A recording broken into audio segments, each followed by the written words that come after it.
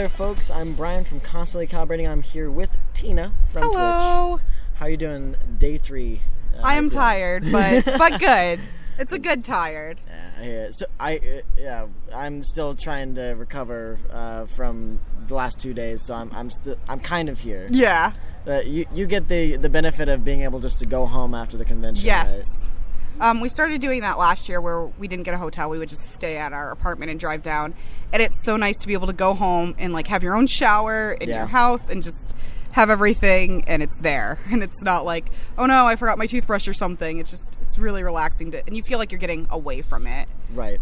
And you guys just moved into a new house, right? Yeah, we moved in like officially like July 12th was the day that we were like, okay, we are now staying here and this is our new place. So we've been there for almost a month and it's great. We love it. It's a nice space. Right on.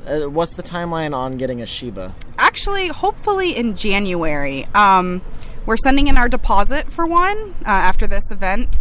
But the way it works is they can't guarantee what colors the Shibas will be. So you put your deposit down, and then when the litter is born, they if they have one like matching what you want, which some people get really specific. We're just like a red Shiba. I don't care, male, female, whatever, just red.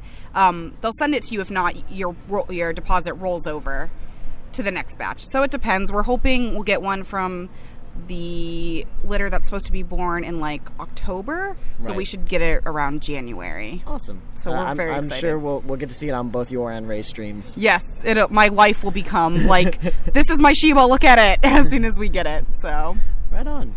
So what got you into streaming? I originally, way back when in like 2012, I did a couple streams which was just like me playing with friends. Yeah. And I wanted them to be able to see what I was talking about because I was talking about Roller Coaster Tycoon. So I was playing Roller Coaster Tycoon and they would watch and I would get like 10 viewers and like 8 of those viewers would be in a Skype call with me and then it would be like my sister was the other one. And then I did that for a couple times and then I kind of stopped doing it, moved out here. I've been watching streams a lot. Yeah. And so I was trying to convince Ray to do it, and he was like, I don't know. And I was like, you know what? I'm going to set it up. I'll get everything going, and if you want to do it, it's there. If not, you don't have to. So then to get it set up and kind of learned it, I did a couple streams myself just to kind of test streams, basically. And I had a lot of fun doing it, so I just kept doing it more and more and more. And then it just became, like, such a fun thing for me and such, like, a relaxing thing that I'm like, all I want to do is stream. So it just kind of evolved from there. So have you been able to kind of make that your full-time gig, or is there something else that you do to support being able to do that more often? I could do streaming full-time, but just for my self-assurance, because with streaming you only get paid once a month and like your numbers fluctuate so much. I do like consulting work for social media on the side, but that's just here and there and it's from home position. So I just have that as kind of a backup. Yeah. I'm also working on paying off my student loans. I hear you there. So that mostly goes towards that and then like Twitch goes towards all my other bills. But it's been really cool. So I say Twitch is my full-time job because that's what I care about the most and that's what comes first. And then I just have stuff on like the side just to supplement anything I may need. Yeah, because we found that with a lot of the other exhibitors, other people that are here, is that, you know, their internet presence and what they do is, you know, what they like to be doing. But some of the guys from Pony that do Cloudbear Kingdom, 2 of them work for the SEC. Yeah. And then some of the other indie devs work for pharmaceuticals company here in Texas. So it's like they have what they love doing and supplementing that on the side. But it's cool that you're able to do that, you know, pretty much full time, and then social media work, you know, that's awesome that you're able to get to do that. Yeah, it's a lot of fun, and I also I love streaming, but I'm not sure if I'm somebody who will do it for the rest of my life. And I'm always somebody who likes to have multiple options, and I love kind of obviously internet interaction and social media and communications and stuff like that. So just having that on the side in case any other opportunities come up through that is always great for me. So what other opportunities would you like to come up? Or if something came up that is like, well, maybe I won't stream anymore because of this, what would that look like for you? I've always been... So if you ask Ray, he'll tell you that he'll hear me say probably once a week, like, I used to want to be a insert random profession, because I've always jumped around what I wanted to be. But, like, to me, like, PR seems really interesting to me. And just working with a brand and helping them with, like, engagement and stuff like that has always been super interesting. So that is something I could see myself eventually down the line doing. But it's nothing I'm, like, actively looking for. Like, I'm perfectly content streaming right now. Yeah. But it's just I always like to have other things to keep my interest as well. So. Of course. And I think the one thing I've seen, especially with the internet, is like you can get on, you can learn anything. You can find anything. So it's really much more open than it used to be to just kind of like switch, figure out what you like, what you enjoy. Yeah. So, yeah. But where can we find you online? What avenues can people find you at? So obviously my Twitch, which I stream 5 times a day. 5 times a day. Wow. 5 times a week. And then Twitter is like my love. I am on Twitter 24/7, always checking on my phone. Both Ray and I have like monitors that are specifically dedicated to like TweetDeck. So that's why when people tweet us, we can like instantly favor. And they're like, how do you do that? I'm like, because it's always up. It is always up. Magic. And then I spend a good deal of time wasting my time on Tumblr. Just because I love seeing what people can create. And some of like the funniest posts I've ever seen have been from Tumblr, so I love it. And everything for me online is just my name, because I'm not creative in that sense. So all of my usernames are just Tina Dayton, because I'm like, it works.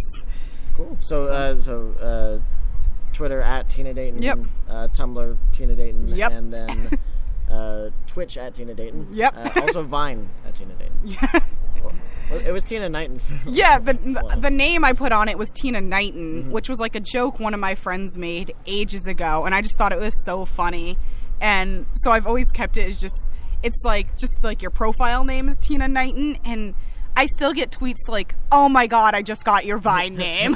And I'm like, yeah, once you figure it out, which admittedly it's not complicated, just switching day to night, but once people figure it out, they're like, ha, good one. And I'm like, thanks.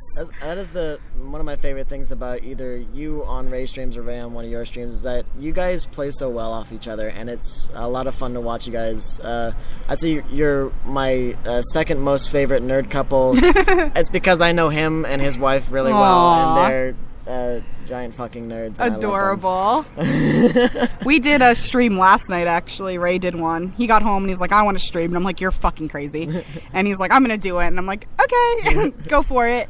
And I was so tired, but I sat in his room and it just devolved into madness. And he's like, I can't even upload this. Like, this is just pure madness. We were like reading definitions off Urban Dictionary, just like going into details on things. Like, I'm like, why are we doing this? And afterwards he's like, well, that was a stream. I was like, indeed it was.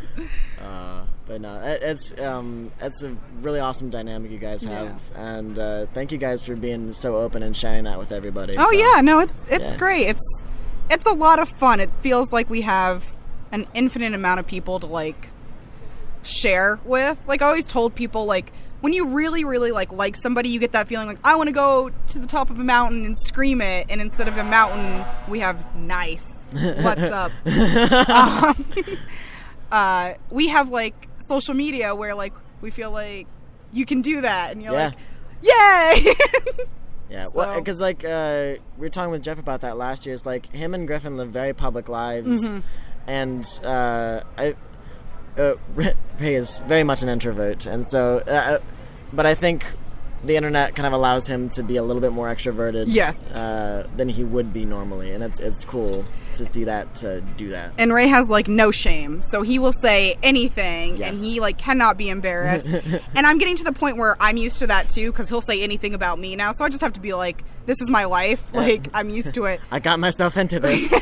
Which is why I think like we share so much, is because it's like, whatever, like we don't care if you know, whatever, like we'll keep living our lives. So I know it works. But thank you for taking time. Thank you for asking. I appreciate it. It was great meeting you all. For sure. And if you're watching this, you're looking at this on YouTube /ConCalPod. You can find us on Twitch at Constantly Calibrating, and online at constantlycalibrating.com. I'm Brian. This is Tina. We bid you good sign off. Bye. Boop.